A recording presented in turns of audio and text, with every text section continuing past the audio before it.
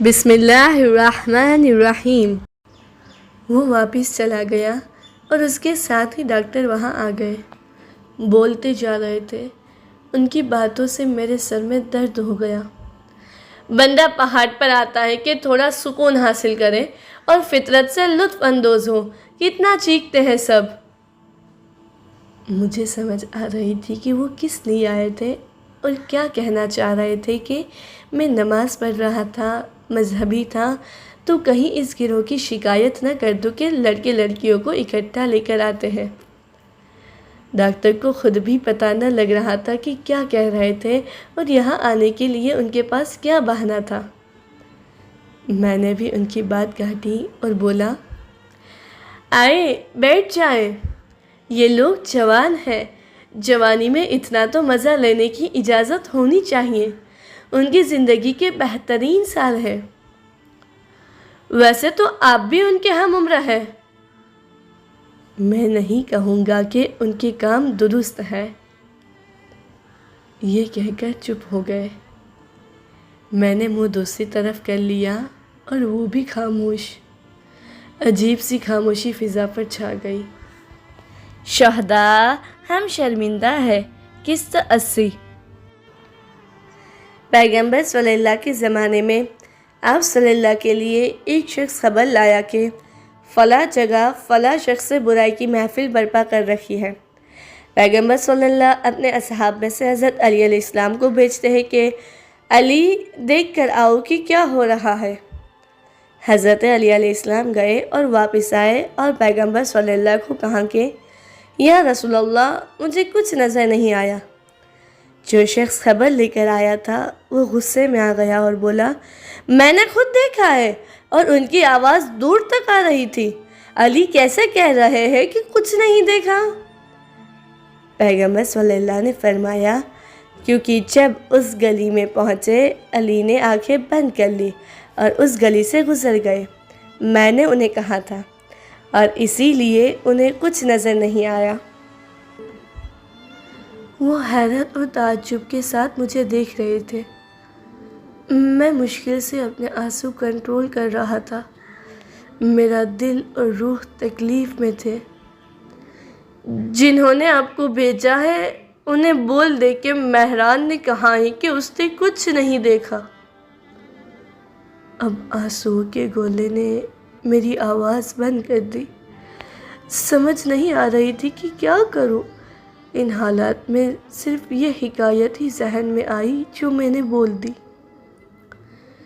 میں ان کی طرف دیکھ نہ رہا تھا، لیکن ان کے احساسات اچھی طرح سے سمجھ سکتا تھا۔ وہ حیران و پریشان تھے۔ وہ تو کچھ اور سمجھ کر آئے اور کسی اور رویے کی توقع کر رہے تھے، لیکن اب میری روح تکلیف میں تھی، ایسی تکلیف جو شاید سامنے بیٹھا شخص کبھی نہ سمجھ سکتا تھا۔ دل میں خدا سے التجا کر رہا تھا کہ جتنا جلدی ہو سکے وہ یہاں سے چلے جائے۔ وہ ایسے ہی جمے بیٹھے تھے اور مجھے علم نہ تھا کہ کیا سوچ رہے ہوں گے، لیکن اب آہستہ سے میری برداشت بھی کم ہو رہی تھی اور اچانک میری گالوں پر آنسو لٹک گئے۔ میں نے جلدی سے اپنے آپ پر کنٹرول کیا، لیکن دیر ہو چکی تھی۔ ان کی حیرت زدہ آنکھیں میرے چہرے پر جمی تھیں۔ ہم نے اس زمین کے ہر ٹکڑے پر جان دی ہے۔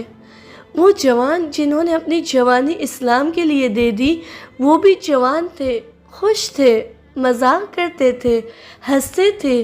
سب کی وصیت یہی تھی کہ میرا خون اور… وہ مجھے ایسے دیکھ رہے تھے، نہ مجھے ان کی سمجھ تھی اور نہ انہیں میری۔ میں تیزی سے اٹھا اور اپنا بیگ اٹھایا۔ میں چاہتا تھا اٹھوں اور وہاں سے دور چلا جاؤں۔ ابو ہمیشہ کہتے تھے کہ میں بڑا زود زنج ہوں۔ مجھے لگ رہا تھا کہ ایسے رو کر میں نے اپنی تحقیر کی ہے۔ حالت اتنی خراب ہو رہی تھی کہ اس وقت یہ بھی سوچ نہ پا رہا تھا کہ یہ تفکیر الہی ہے یا شیطانی، کہ کہیں شیطان یہ چاہ رہا ہو کہ میں زیادہ بات نہ کروں۔ ابھی ایک قدم اٹھایا بھی نہ تھا کہ دوسری طرف سے سعید کی آواز آئی، مہران بیگ یہاں لے آؤ، میری ساری چیزیں اس میں ہیں۔ میں سعید کی طرف چل پڑا، ڈاکٹر بھی میرے پیچھے پیچھے چلنے لگے۔ انہوں نے آگ روشن کی اور اس کے گرد دائرہ بنا کر بیٹھ گئے۔ سب مذاق کر رہے تھے، ہنس رہے تھے۔ میں نے سر جھکا لیا۔ ایک جگہ کھڑا ہو کر میں نے سعید کو آواز لگائی۔ وہ آیا، مجھ سے بیگ لیا اور بولا، تمہیں اس میں سے کچھ نہیں چاہیے؟ مجھے تو بھوک نہ تھی، میں نے کہا۔ امی نے کچھ زیادہ سینڈوچ بنا کر رکھے ہوئے تھے، دوستوں کو بھی پوچھ لینا، فرحاد کو بھی ضرور دینا۔ مجھے علم نہ تھا کہ فرحاد میرے پیچھے ہی کھڑا تھا۔ سعید کہنے لگا، تمہیں تو لگتا ہے خوب مزہ آ رہا ہے، آ کر اس پر سکون کونے میں بیٹھ گئے ہو۔ پھر سینہ بھی آ گیا۔ میرا بالکل بھی باتیں کرنے کو دل نہ تھا، وہ مشکل مسکرا رہا تھا۔ میں نے سعید سے بیگ لیا، اس میں سے سینڈوچ نکالا اور فرحاد کے آگے کیا، بسم اللہ۔ اس کی حیرت صاف ظاہر تھی۔ بہت شکریہ، آپ کھاؤ۔ اس بار میں نے زیادہ اصرار کیا۔ بھائی جی، جس طرح تم نے پانی میں چھلانگ لگائی ہے نا، مجھے نہیں لگتا تمہاری بیگ میں کچھ بھی سالم بچا ہو۔ تمہارا بیگ دیکھ کر لگ بھی نہیں رہا کہ واٹر پروف ہو۔